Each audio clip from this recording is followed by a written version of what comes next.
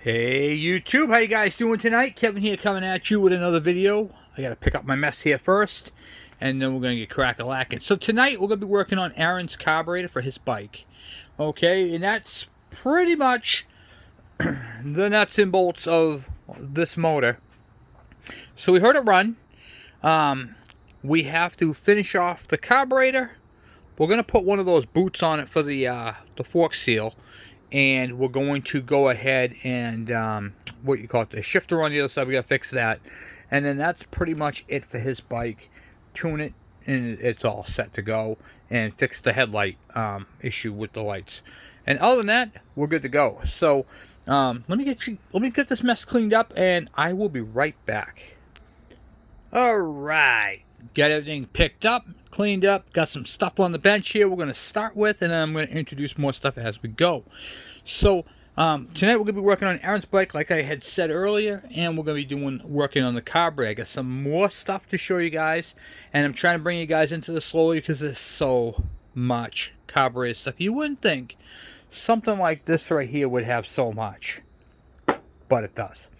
So we're going to get into that carburetor, but before we do, please take a moment, hit that subscribe button if you like learning about motorcycles, dirt bikes, four-wheels, and all that type of stuff. If you just like learning in general, hit that subscribe button and hit that bell icon so when I post a video, you guys get it. Alright, so let's get you guys in the stand and let's get crack-a-lacking. Alright, let's go a little Arnold Schwarzenegger right here real quick. Who's your daddy? What's he do? Same thing with a carburetor. What's a carburetor? What does it do? A carburetor's job is really simple. It's to mix the air and the fuel together in a ratio that can run this engine smoothly, okay, and efficiently. So that's what a carburetor does.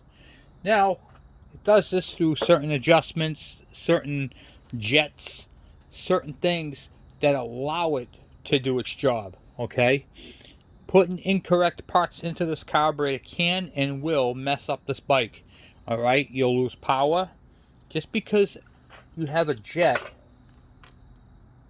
okay, doesn't mean you could just put whatever jet it's got an 80 in it, I'm going to put a 95 in it and leave it that way. No, you don't know how it's going to run. You have to adjust to that. And if you go too big on this jet, on the main jet, then you're going to have to change your pilot jet, because the pilot jet and the main jet work together. Now they're on two different circuits. This is your idle to quarter throttle, and then this takes over after that from quarter basically to full throttle. Alright, but if you had too big of a main jet and not a big enough pilot jet, what'll happen is you'll have a bog in between the two jets. So when you go in from quarter throttle, it'll run beautifully. Then you go to transfer over to the main jet, the engines go, ugh, and then it'll kick back up. So these two jets have to work together. All right. So keep that in mind. All right. So Aaron's carburetor, we're going to start assembling it. And one of the things we're going to do first is we're going to stick the idle mixture screw in with its spring. So you get a spring, and it just slides over the jet. Okay, now these don't have to be perfect. They just have, this is clean. It's been in the ultrasonic cleaner. It's nice and clean. It's just sometimes you get the metal is tinged. Don't worry about that. Okay, that goes in your right. If you're looking at the carburetor, this side right here. Screws in.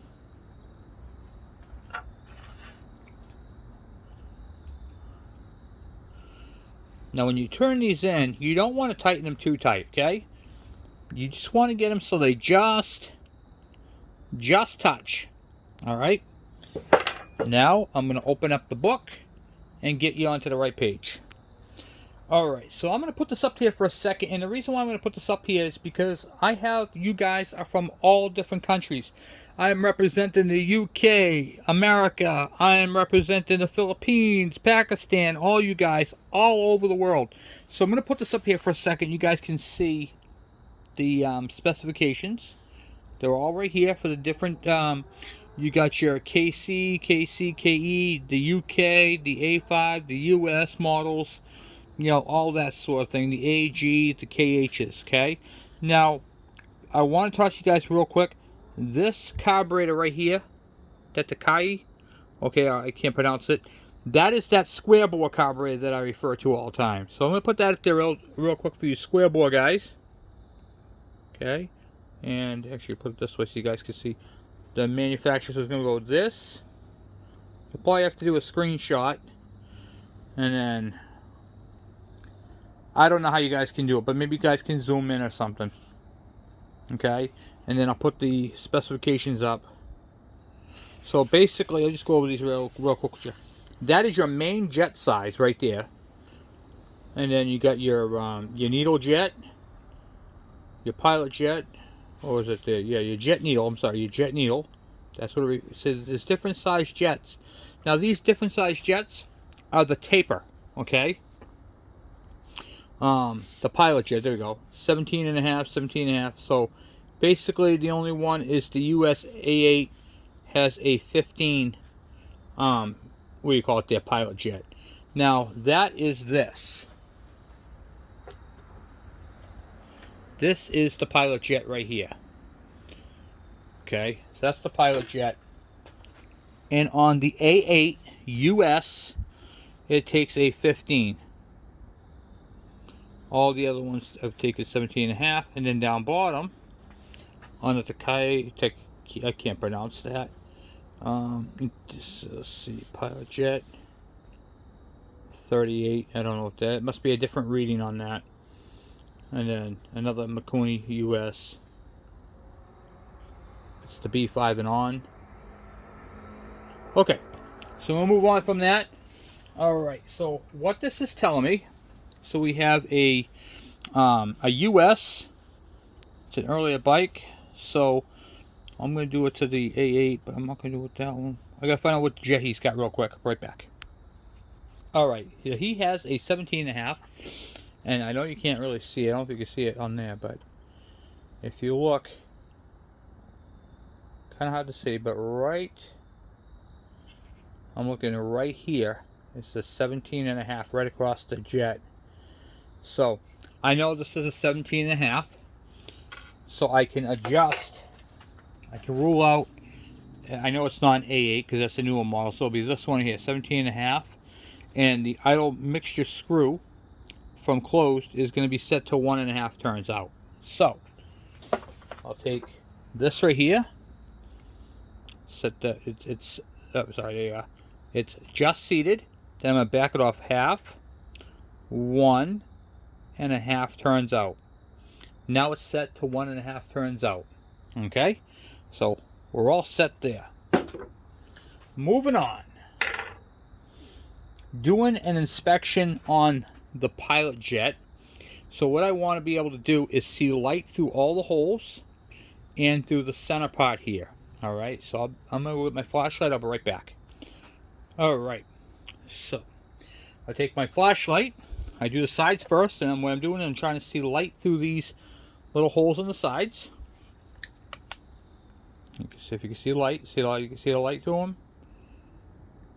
And we're good there. And then I do on the top one there and see if I can see the light, which I can. Right there, the light. So this jet is clear.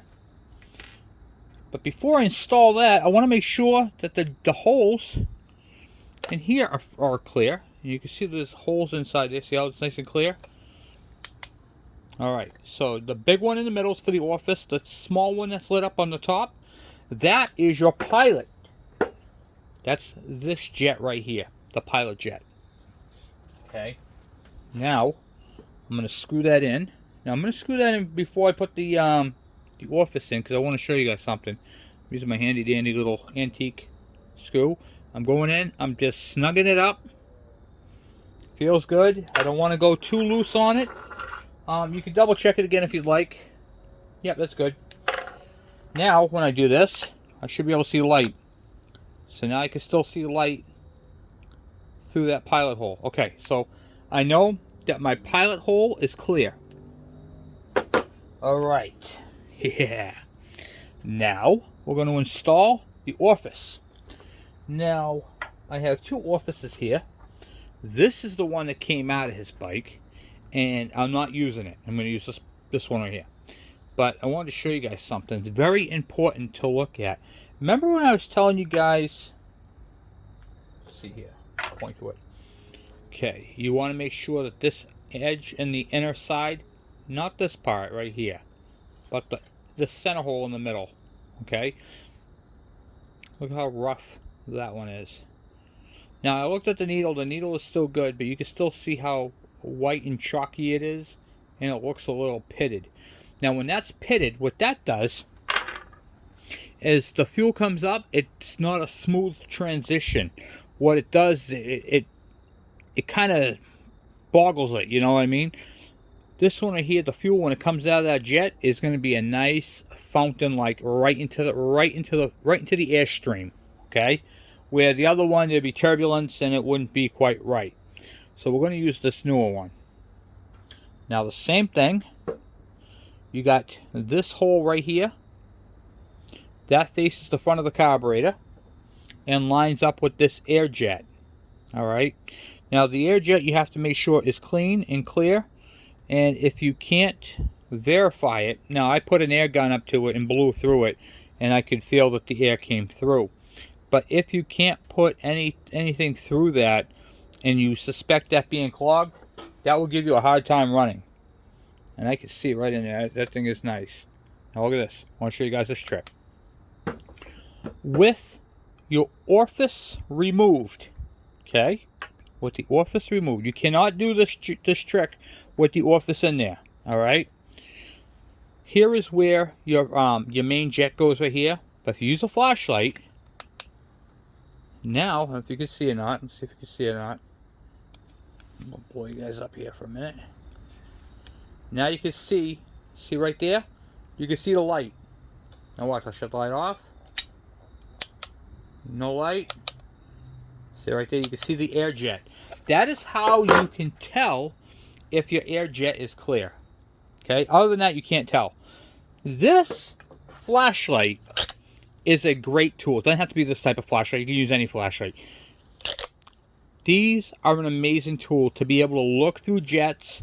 You can see if there's any little, like when it's perfectly circle, and if you can see any debris on the side of it poking through, or if it's not quite a C, it looks like the letter D because part of it's clogged.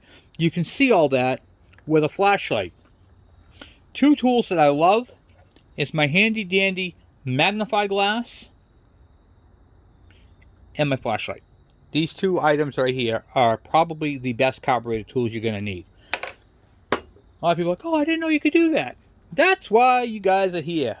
Alright, so now that we got that, we are safe to install our orifice into the center of the carburetor. Now you have a groove on one side, right here.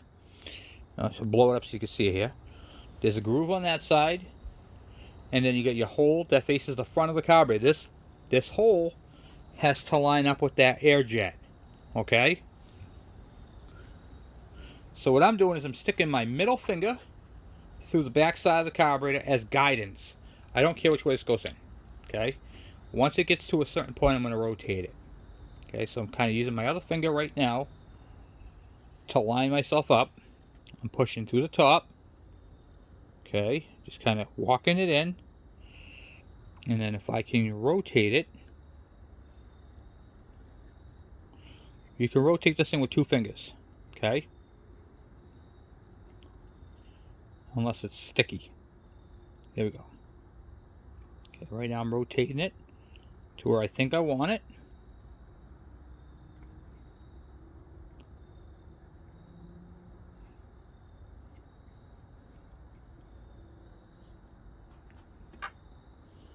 So it'll help with this little screwdriver here. Okay. I'm just going to push it in. Now right now it's getting a little tight. And I'm starting to come up to the pin. There's a pin in here. Okay, your pin is right on the side, and that pin, see that little pin right there, the circle pin, that lines up with that groove. Once you get that down, you can use a socket to push it down.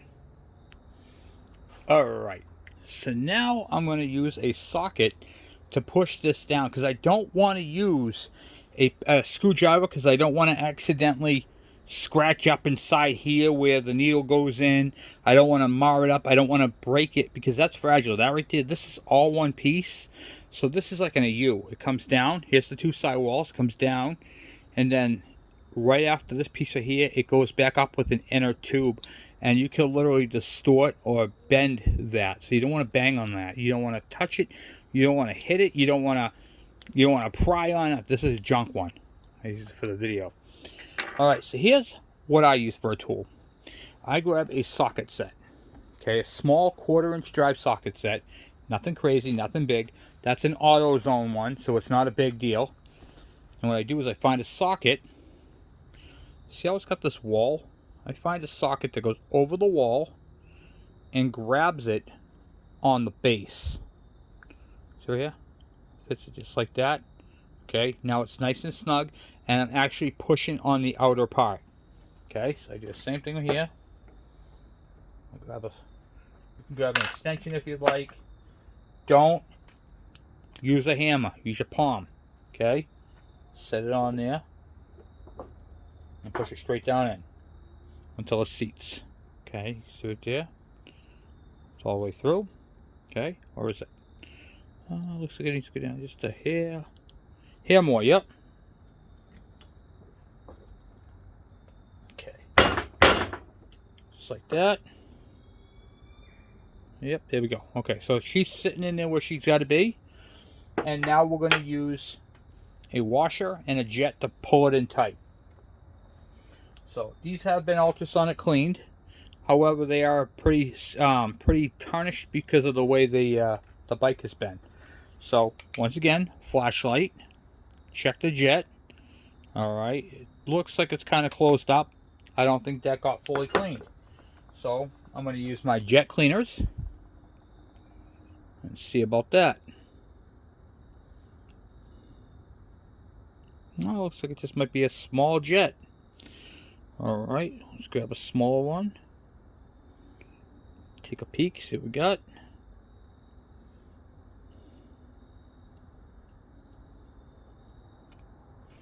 Okay, yeah, no, it's clear. Okay, Kevin, I don't want to have to go and buy one of these tools. I'm not going to use it all that often. Chances are this is going to sit inside my shed, and I'm not going to use this tool all that often. That's right. So why would you want to buy a tool that you're not going to use all that often? Is there something else I can use? Yes. I'm glad you asked.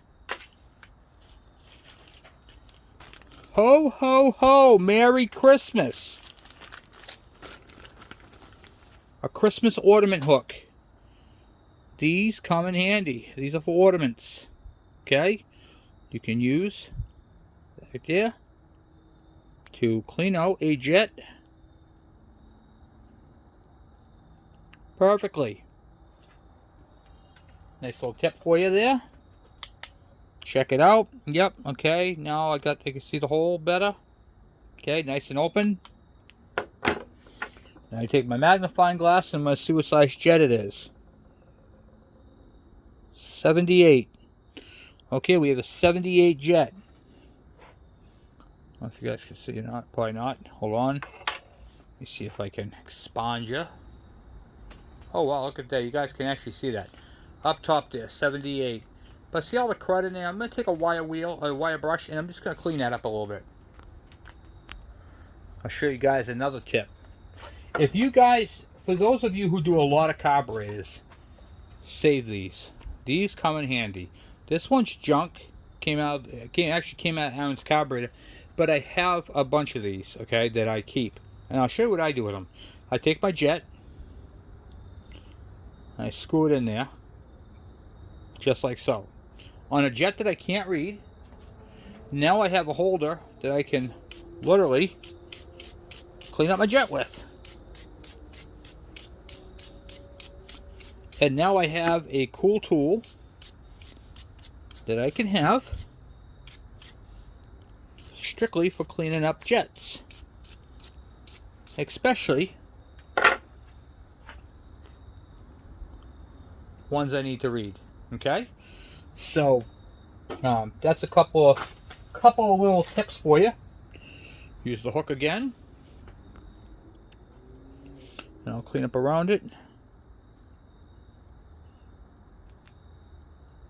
Make sure there's no debris that can get in there, because we don't want debris to clog up that hole. That hole will clog easily, which is very important. And these are the reason why you need a fuel filter.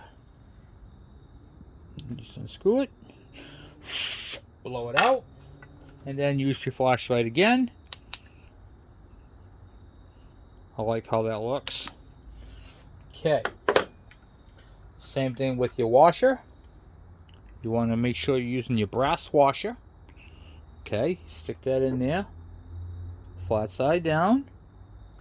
Grab your jet, which is a 78 on this carb. You guys can see it. Okay. Also want to talk to you guys about jets real quick. Now, I know on these books, I want to show you guys something. Okay, this is kind of an important thing. When you're looking at these jets, they commonly use a 77.5 or a 75. Okay, these are kind of, see right here the 80. Okay, on the that's on that carburetor. Where is it? 90, 82.5. Okay, yeah, here's what I want to show you.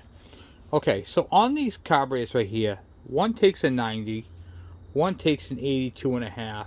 So this right here, chances are, is a high compression engine. Most likely, it's in the UK, so they probably use a different baffle, or it has a high compression head. A little rule of thumb that I do is I do like kind of an in between. All right, so I take my two biggest jets, and I use on my personal KE 100. I use an 80.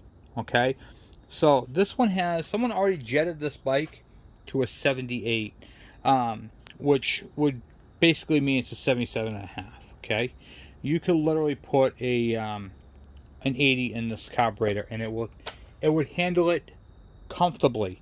And I know that from experience, because I'm running an 80 in my KM, I'm running an 80 in my KE, and I'm running an 80 in my KD 80. So little something you can do if you want to get a little bit more out, and you don't have to change your pilot jet. Okay, so that's a little food for thought there. When you're installing these jets, the washer has to go underneath it first, or else this right here won't. If you don't have the washer in there, this right here will slide up through, and then you'll be in big trouble. Make sure you're using a good quality screwdriver when you tighten them. And it's not uncommon to feel the thing suck in a little bit. It's supposed to. Okay, do not gorilla tighten it. It doesn't need to be that tight. Okay, just snug. Alright, now we have the two jets. What jet's that? Pilot. Main. Alright, so there's a couple of jets for you right there. Now we have the needle and seat. Some have this like a aluminum washer.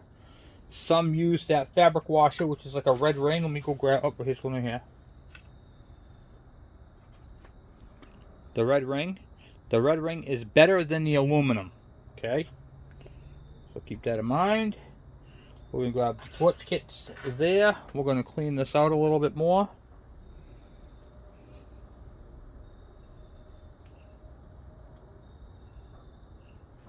Just going to clean it really good. I don't have anything on there for cleaner, so you can use, which I have to go get some real quick. WD-40 works great on these. So typically what I do is I just shoot a little bit of WD-40 into it. This is a used one. This is not a new one. This is Aaron's that came off of his bike. And I'm just putting it on here, going back and forth with it, kind of cleaning up the best I can. It already had a run in the ultrasonic cleaner, so it should be all nice and good. And then I'm going to grab my cleaner. Biggest one I can find, I'll fit it. Go all the way around it, make sure it's nice and clean. Blow it out. And I'm going to inspect it. Looks pretty clean. What do you guys think? No, I can still see some debris around the edges there. I'll clean up a little bit more. There's a couple of ways of cleaning a seat, okay? Some people like to put toothpaste on the end of a Q-tip and put it in a drill and spin it up, and that does it. The only problem is with that is that gives you a false seat because the toothpaste is all up and in there, and then the needle seats against the toothpaste and it doesn't give you a good seat. So here's what I do. I'll show you what works for me for the most part. I take a Q-tip, whatever you want to call it, cut one end of it off so it's like that.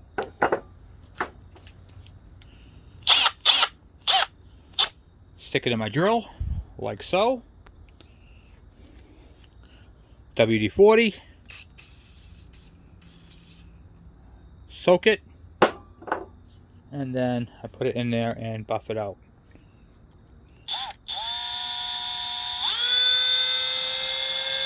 Just like that. I'm putting a little force on it so it kind of goes into the hole, into the seat where it seats.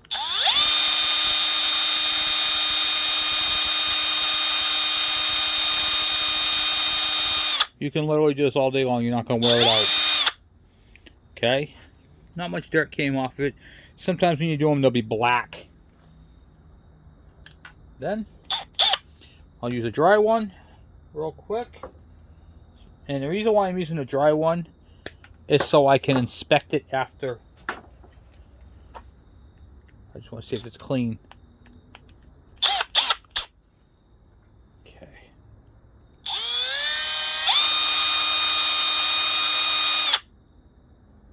All right. Now,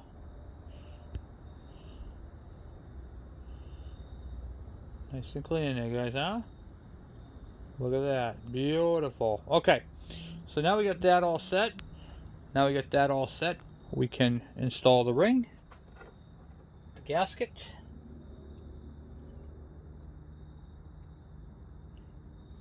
And set that in. You also want to make sure your port is clear inside there, because the reason why you have to remove this is so you can see inside there. Because see the diameter of that little hole? And then how big this area is? Well, what happens is crud and stuff will get around this, and it will block your fuel flow to your carburetor. I can't tell you how many people leave the seat in there. Got to take that out and clean it. It's a must. 8mm. Let me throw a ratchet here.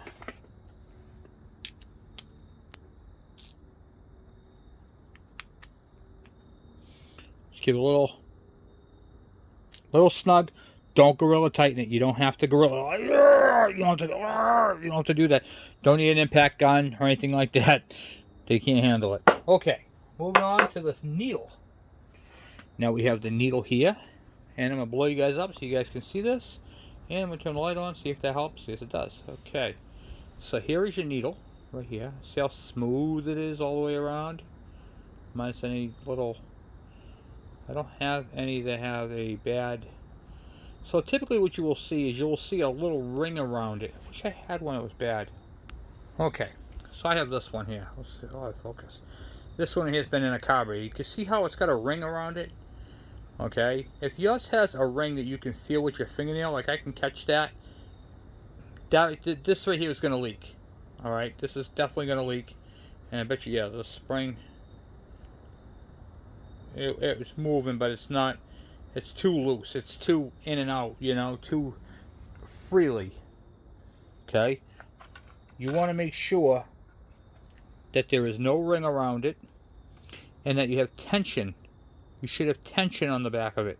It shouldn't just drop in simple, you know. I mean, it should spring right back up. This one right here just goes in like nothing. This one here's got a little bit of drag on it. It feels good. And another test you could do is grab the needle, the tip, not the pointy end, but the part that rides on the float, and rotate it. it should rotate smooth and easy. If it doesn't, and it hangs up, I can't even move this one. It's turning in my finger. Okay, this is a bad one. So grabbing the end of the needle with your fingernails, and you should be able to rotate that like nothing. And then when you push it in, you should be able to feel the spring pushing your finger away. Okay? So this is what I would consider a good needle. If it had a slight burr on it, you can use like 3000 grit sandpaper and just kind of buff it out a little bit. But you got to make sure you do it evenly. Alright, let's get that in there. I set that in like that. Okay. Now we're going to put this off to the side. We're going to talk about floats. So we have a couple of different style floats. We have a float here that is sucked in, or someone really squeezed the heck out of it. Typically what happens is this carburetor here was sitting in really, really hot sun, or the engine got really, really hot. Something happened with it, and it pulled a vacuum like a gas can. Alright, if you ever watch a gas can that's been out in the sun, it blows up. In this case, this is sucked in, so I don't know how that happened, but it sucked it in on both pontoons, and that's not... these aren't floats I would use. Okay? These floats right here look good, with one exception. Hear that?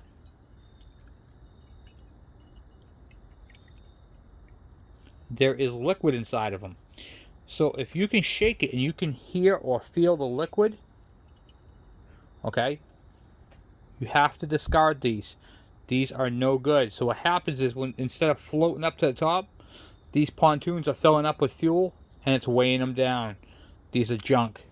They look good, but they're junk. Alright, so do you guys remember when I showed you how I put things in the ultrasonic cleaner back when I first took this bike motor apart?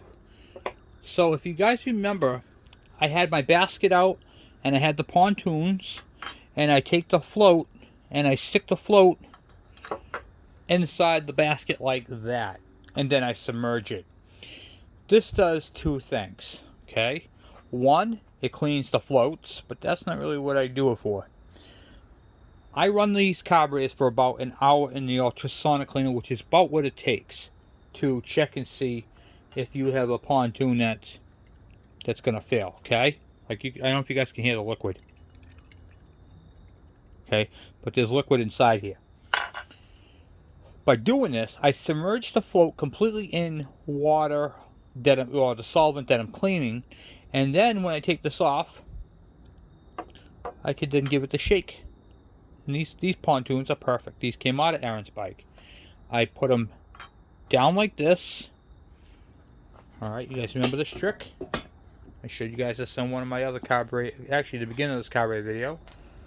So what I'm doing is I'm going to look and see if I can see light at the bottom right here. I'm going to take my flashlight once again. This is a big tool, comes in handy, and I put it like that, and all I can see is the shadow. There is no light there. Okay, no light coming through under here. So that tells me that both of my pontoons are level and flat. Okay, now I can take those pontoons or floats and stick them and insert them in the carburetor. Alright, so with the tab facing down, pontoons just sit on top there like that, and then you put your pin through it, which I have the pin here. You have a couple of them. Now I want to talk to you guys about pins. Like I said, there's a lot of things to inspect on carburetors. You'd think it would be just really simple and easy, but there's really not. What you got to make sure is that there is no grooves. Make sure that the shaft is smooth, and there's no rough spots on this at all. Okay? This one right here, if you can see how nice this one looks, it looks like almost brand new. So you guys can focus there. Okay? Looks perfect. This is a good looking pin. Alright, so we'll install the pin.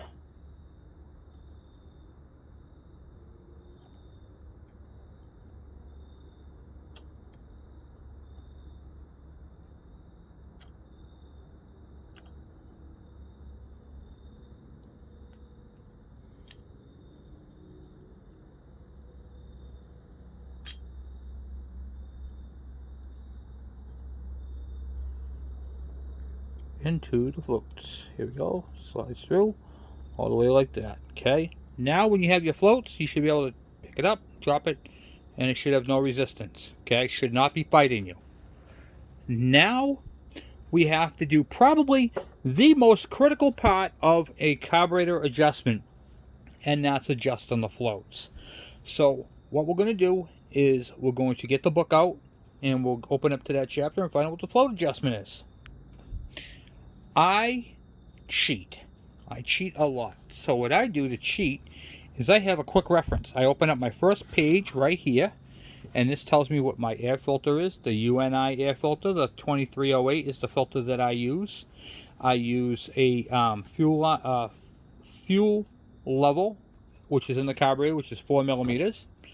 And the float level is 24 millimeters. So I don't have to go flip it through the page. You can write on the back side of your cover. What do you call it there? Left cover screws 3/4, 1 3/4. Yeah, tells you all what it is. Okay, so let's get something to adjust this with, and we will set the float. All right. So setting a carburetor can be very tricky. These go in a pocket protector. You can get these at any auto parts store. These are actually 4 floats. You can set up here, and then you can adjust your, like say, these are 24 millimeters, so you would set it to 24 millimeters, and then you would set it onto the base there and adjust your float accordingly. These are caliper verniers. These are cheap. You can use these because it's got the piece at the end right here, and you can set them that way. I use a General. I'm not sponsored by General at all, but this is the I've had this thing going on 5 years, guys. This has been, in fact, I'm still on the first battery. Look at it. I'm not even kidding you. Look, it even came with a spare battery and a tool to change it, and I've never used it. Okay, so going on about 5 years with this tool. This has been a great asset. It does everything, fractions, millimeters, inches, you name it, it's on here. All right, but I want to show you guys something. Okay, these are 24 millimeters. Now the plus or minus, you got like half a millimeter or something like that. Okay, so it's not dead, not on 24 millimeters. There's always room plus or minus. Okay, they always configure that. Now watch this. I'm going to turn my tool on. I have it on millimeters, so it's all zeroed out. I want to show you guys something. Oh, make sure it's zeroed out. Okay, yep. All right. An American quarter 25-cent piece is 24.22. Okay, so it's right in the realm of margin of error. Okay, so a slight movement, it will be off. You could use a quarter to adjust your float. I do it all the time. This is one of my quick references. In fact, if you guys go look at my early Carb Talk videos, I mentioned this in there. It is a great tool to use. This is big and bulky. This is a lot easier to handle, don't you think? Alright, so how do you measure? How do you adjust? You don't want to bend your pontoons. So here's how you adjust a float setup. Alright, I got to hold this level, so I'm going to bring you up here. Okay. Holding your float extremely flat with no gasket. Okay, this adjustment is for you have to take the gasket off. You make sure there's no gasket. You set the quarter on the inside lip right there, and the top of the pontoon should be at the same height. See how the quarter is way over that? So this float is out of adjustment. How do you adjust it? Using a small flathead screwdriver, a very small one. Okay, there is a little tab right here. See that tab? So first you want to make sure that the float is just sitting on the needle before you check your adjustment. Set the quarter on here and check it for a level. Okay, see how it's off? Now I'm going to take this little right here. I'm going to pick up on the pontoons a little bit, just a little bit. I'm going to stick my screwdriver, oh, there you go, pick up the pontoons. I'm going to stick my screwdriver right here, and I'm just going to give it a slight twist. Okay, then I recheck my pontoons, and you can see, make sure they're just rested. the pontoon and the quarter should be at the same height. Okay, slightly off. And now I'm going to switch it. Okay. Check it for height. So that's acceptable. Okay. And that is how you adjust a float. So I'm going to go over that one more time. Okay. So you want to lift up on your float. Where are you guys? You want to lift up on your float with your finger just a little bit and gently let it rest on the needle.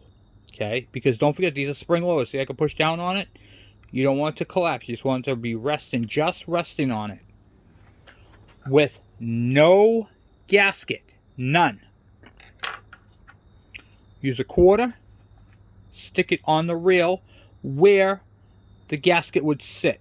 Okay, so it's going to go, it's not going to be up here. It's going to be down below that.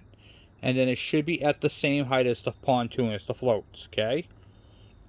If it's a little bit off, check it a few times. I stick my screwdriver in here. And I just twist it just ever so lightly. Okay, and once again, you can also, if you're not comfortable with the thing just touching, do it sideways. Go like this till it just touches, and then rotate your carburetor up. Okay, I'm happy with that. See the pontoon's about the same height? That's what you want.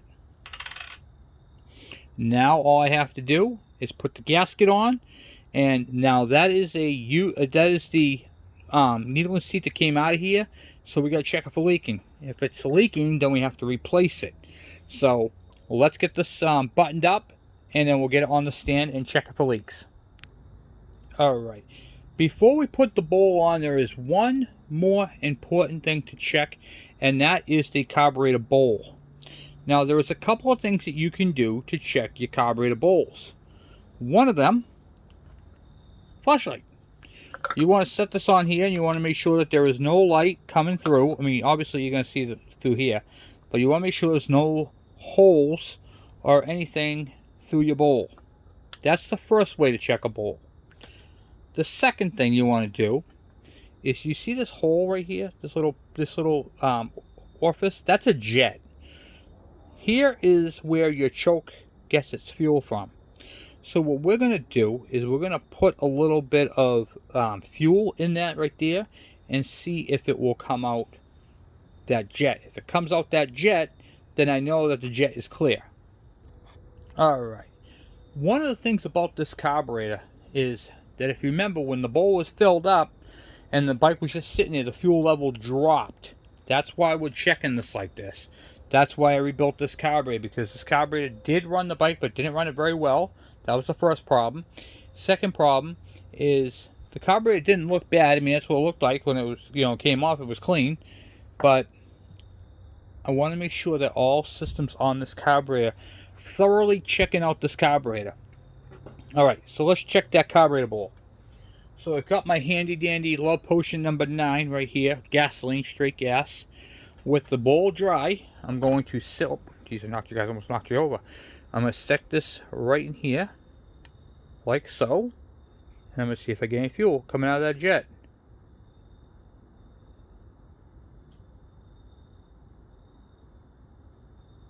Yep, and there it is.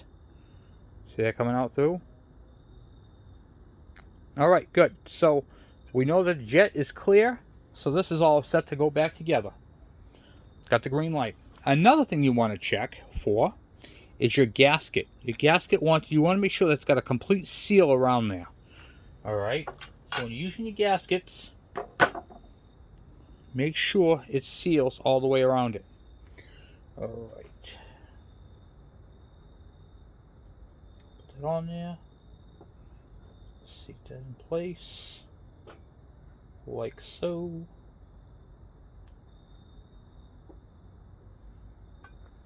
Put the bowl on. Okay. Slip on there. 1, 2, 3, and 4. Okay, so when I tighten down the screws, I tighten down all 4 of them in a crisscross pattern to evenly seat that onto the gasket. Now, I want to tell you guys a little disclaimer about this carburetor. One, that needle and seat and all the components inside there are the ones that came off this right here. I legit didn't replace any single part in this carburetor. It's all the same parts that Aaron had, except for, I did change one. I changed that orifice in the middle. That's all I replaced. Okay, so we're going to mount this on there and see if it does leak down. Okay, so now you can see I have the carburetor on the stand, on the carburetor stand that I made, right there. And then I have it zip tied up top to Aaron's license plate holder, and that's it for that. Okay, so now what I'm going to do is I'm going to take my Love Potion number 9, which is a full bottle, where are you guys, right here, and I'm going to pour this into the top up top and see if it leaks down. Okay.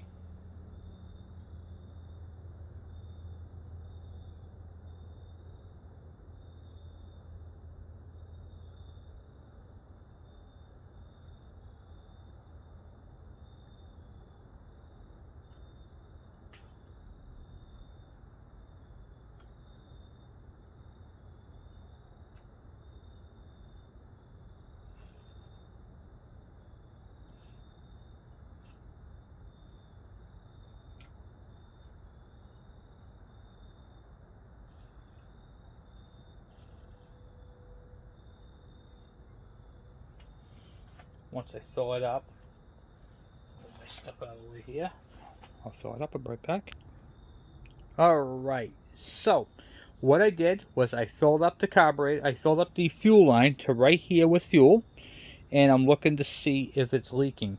Now, a couple of places where I'm checking for leaks, okay, I'm going to take you off here, is I don't have the slide in there, so I'm actually looking down inside there and see if anything is coming up through the pilot jet and the main jet, which is not.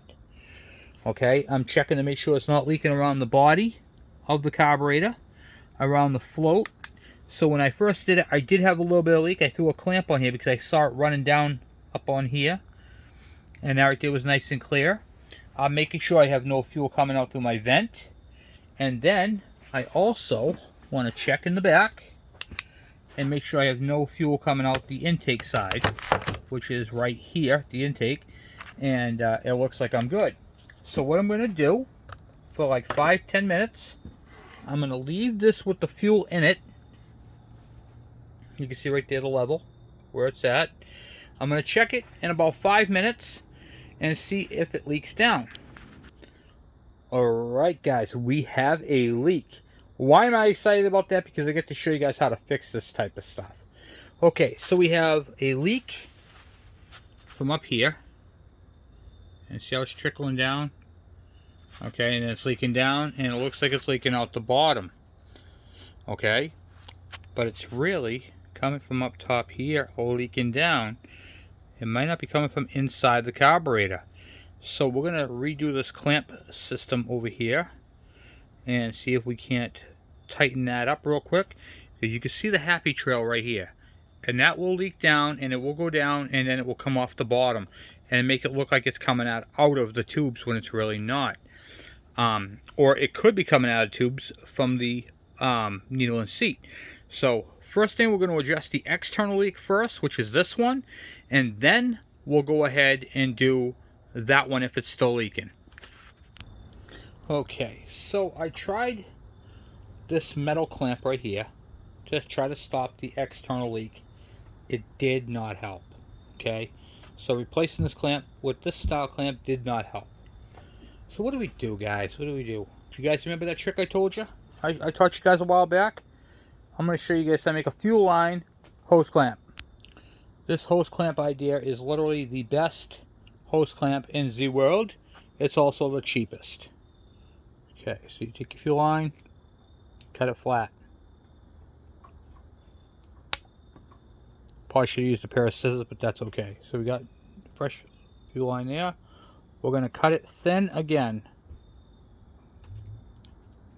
just like that. Boom. Okay. Cut it. Then, once it's cut, we have a ring. We're going to collapse this fuel line right here. This stuff is kind of hot because it's kind of cold out. If you guys have a warmer one, it will be, you know, if you could warm it up, it'd be a lot better. But, alright, let me get the, okay, we're going to have to angle cut it.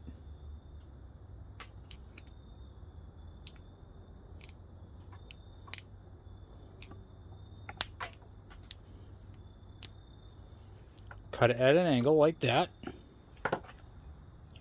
WD-40. Best stuff for it. I'm spraying the end of it down so it's slippery.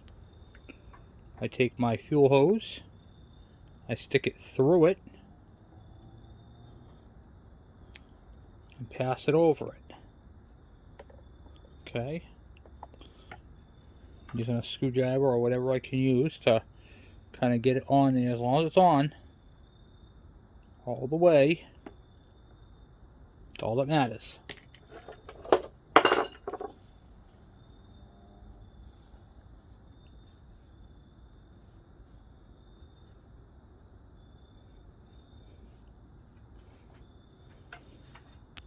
Okay, until the fuel hose is worked on, which is a kind of a pain in the neck to do. I had to use a pair of pliers and pull it over it. Then once you get that part done, then you cut it straight again. Okay, fuel line's going to look like that. This band becomes, it's a lot cleaner if you use a pair of scissors. I'm using a pair of wire because I don't have a pair of scissors and I'm not going to get one. So once you get it like that,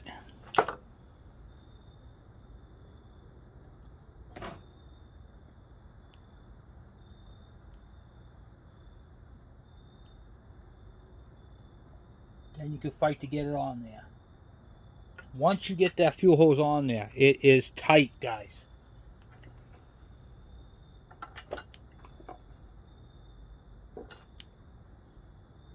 You want the fuel line all the way to the bottom, and then you just take your clamp that you made and slide it just underneath the barb fitting.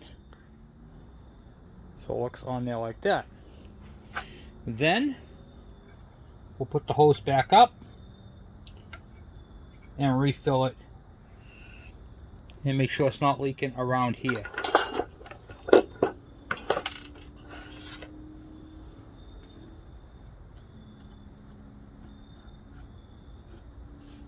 Okay.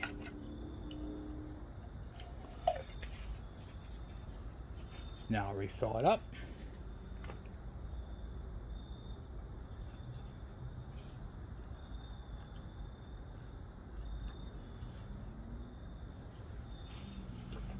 And I'll let it sit, cleaning underneath of it, because remember it was leaking. We saw two leaks. We saw the leak around here, and we saw the leak coming out on the bottom through those the vents down bottom. Okay, so if we see any more of that, we need to what do you even call it there, check. So let it sit for 5 minutes, and then I will be back. Alright, so I had filled it up and I let it sit for 10 minutes. It's been up there, okay? Up there. Now, if you remember, you can literally watch this thing, the fuel level just right to the bottom, okay? So far, knock on wood, we are not leaking. And that clamp, you see how nice and dry it is, right around there. Right there. It is not leaking inside, and it is not leaking external, down bottom, or anywhere on this. So these are here nice and dry. Nice and dry. The bowl all the way around is nice and dry. And it's not leaking out through the intake. It's not leaking out through the front vent. There is no leaks on this carburetor. It is just sitting here perfectly. You see that leak right there? Nope. It's residual. Okay, so we are not leaking, and the level has remained in there for over 10 minutes. So this, my friends, is a good, solid, quality carburetor. Just gotta double check it, make sure, because I don't like any signs of any leaking. The level is still up where I had it, so we're good there. So this is a good carburetor. So what happened was the fuel came down, leaked down through here, leaked down and dripped on the base there.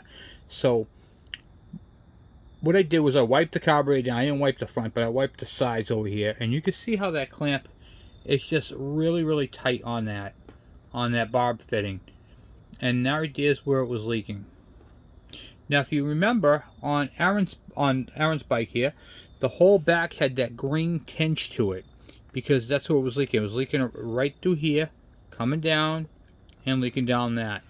So this carburetor here is good to go. We can go ahead and install this. The carburetor really just needed a good cleaning. So that's what we did. That's the results, guys. A leak-free carburetor that is checked. When you do a carburetor and you check it all out thoroughly, okay, you are an investigator.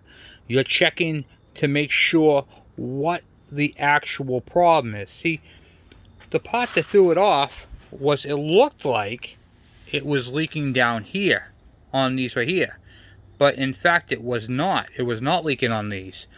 All right, it was leaking from up here, and it was having a happy trail going down and dripping on the ground. So that's where this right here was leaking. Some of them do leak out of here, and if you have a leak coming out of these two vents down bottom and it's not up here, and up here is all dry, then it's your needle and seat, or it's your float adjustment. So it's one of these. Could have fuel in it, weighing it down. You can actually hear the water in it. It's awful. But that's why I submerge them. Hopefully you guys learned a lot tonight. This was a lot. That's why I did this video in 3 parts, because this video is an hour long, and I have, the other one was 45 minutes, and then the other one was like an hour. So I do apologize for the length of the videos, but they're necessary. So, and of course I'm not gonna make you guys wait the 5 minutes while I'm doing it. So I paused it while I was doing that for the 5 minutes. So once again, guys, feel free to ask any questions you may have. I'm always happy to answer them. This bike right here is going to be a great bike. Now, as a rule of thumb, you should always shut your petcock off when you're not using the bike. I mean, that's just a rule of thumb, and it doesn't matter, because what bike you have, if it has a petcock on it and you can shut it off, you should shut it off. That helps with the wear and tear on your needle and seat. Okay, a lot of times, guys, oh, I left mine on for like a week. Yeah, well, that's really not good, because what happens is you have all that fuel that's inside that tank pushing down that line. Okay, when it comes down the line, where's it pushing on? It's pushing on the needle and seat, and that's what distorts them and wears them out quicker. All right, because they have to go through their cycles. But yeah, this is nice. Aaron, you get yourself a great carburetor here. This is the one that came off of Aaron's bike. We cleaned it with all factory parts, all factory jets. Everything is pristine. So this is going to be a good carburetor for this bike. I can't wait to put this in. So tomorrow night we're going to put this carburetor on, and we're going to try starting this thing with this carburetor, with the actual complete setup. So anyway, guys, I'm off for now. Thank you for watching. Thank you for hanging out with me. And thank you for subscribing and sharing and doing everything you guys do to support this channel. I really deeply appreciate it. I'll talk to you guys later. I'm out.